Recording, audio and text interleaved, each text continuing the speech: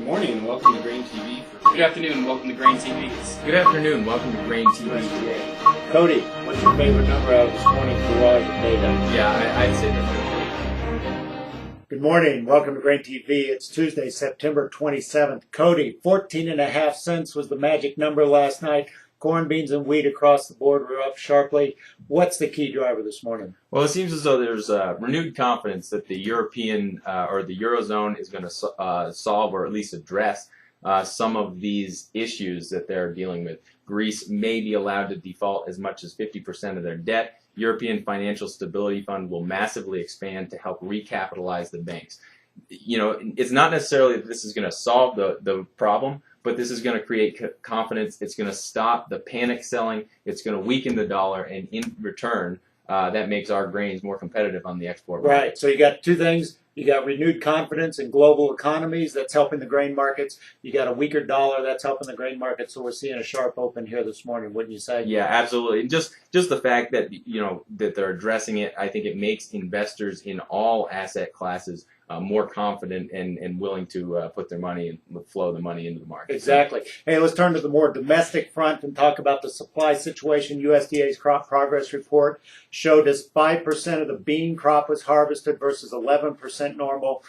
Corn came in more on par with normal at 15% versus 16% normally. Cody, what are you looking at out of those USDA figures? Well, I know, Louisiana, Arkansas, Mississippi, they're all the big harvesters for soybeans. But we do see a little bit of, I guess, lagging harvest in Ohio, areas that got their crop planted late. They weren't necessarily in that key pollination period when the heat wave went through.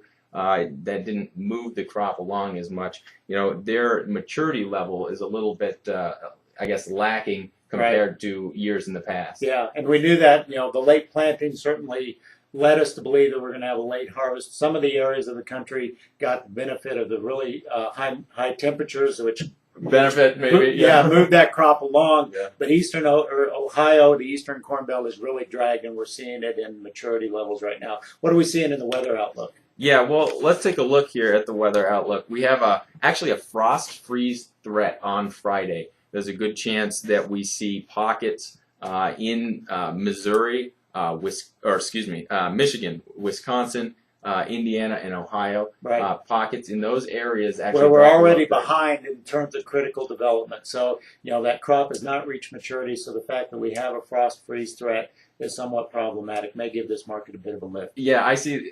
Like you said, I think this is going to support the market, but more importantly, I think this is going to affect regional production. What that means is that for producers out there, this could be a basis opportunity. All right, so areas that are affected by this frost, there's a good chance that they may have to drive up basis to attract grain to their region. Exactly. So let's just quickly take a look, actually, at the maturity level. Ohio, 19% mature versus 53%.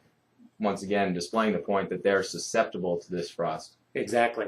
Hey, we're going to take a break. When we come back, we'll watch the markets open this morning.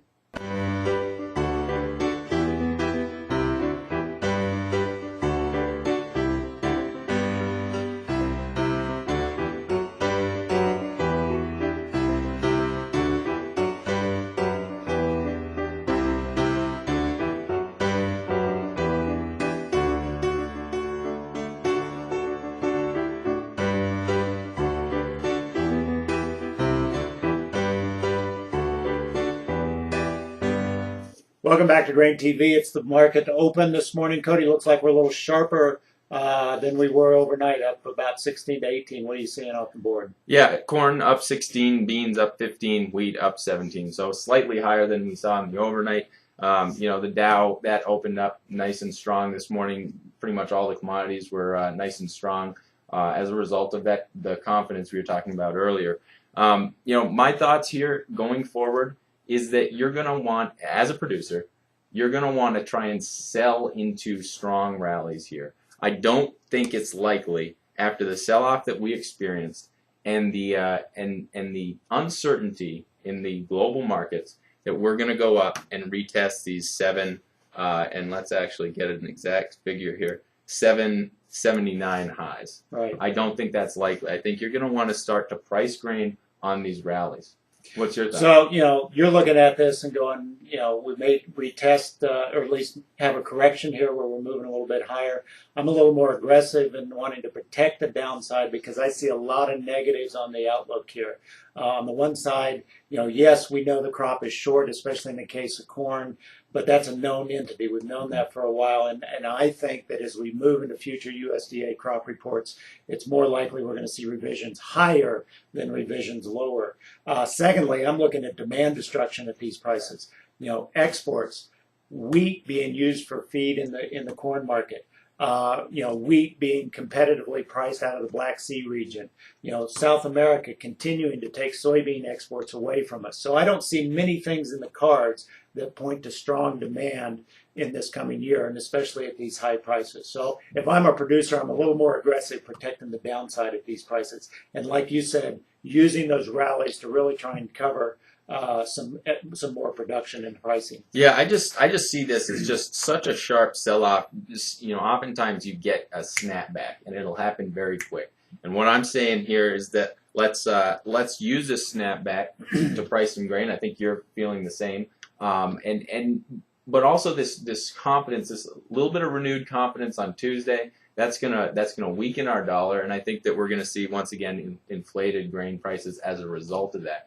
But I don't think at all really that this European crisis is going to go away. I think there's a good chance that it gets worse down the line, that they have to do more as they have to deal with the larger countries as well. And I think that's going to continue to strengthen the dollar. So what I'm saying here is I think we're swimming upstream here, and it's time to really price some grain. The basis opportunities also, especially when we're talking about corn, won't be there this year, or may not be there this year. We don't expect to see sharp basis improvements over the course of the marketing year. Beans, on the other hand, I think there is more chances to make money storing beans in the silo and hedging it and taking the basis improvement. We're starting at such a low level in beans, about 30 cents below normal. Corn is actually on the other side of the equation, about 20 cents above normal.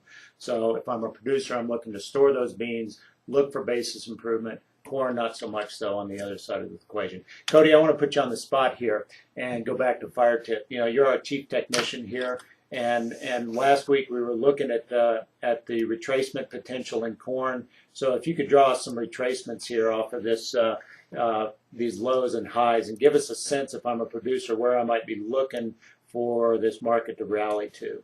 Well, I mean, what we looked at last week was, we wanted to see support at the 50% retracement, and let's actually look at the day. It was the 19th, and we came down, we touched right on that 50%. Yeah, we were actually talking about that as support right then, weren't we? I know a lot of people, a lot of analysts were looking at that 50% and saying, boy, that's a nice level. That should offer some support. Well, we blew through that. We went down well below 62%. What I see when I look at that is I'm concerned that this is a healthy bull market at this point. You have mentioned that we're going into harvest. We now have a crop, or we will be or getting a crop soon, and that changes like the feeling in the market. Right. My thought here is that we came back so far, and we are going to be fighting a stronger dollar, in my opinion, going forward here.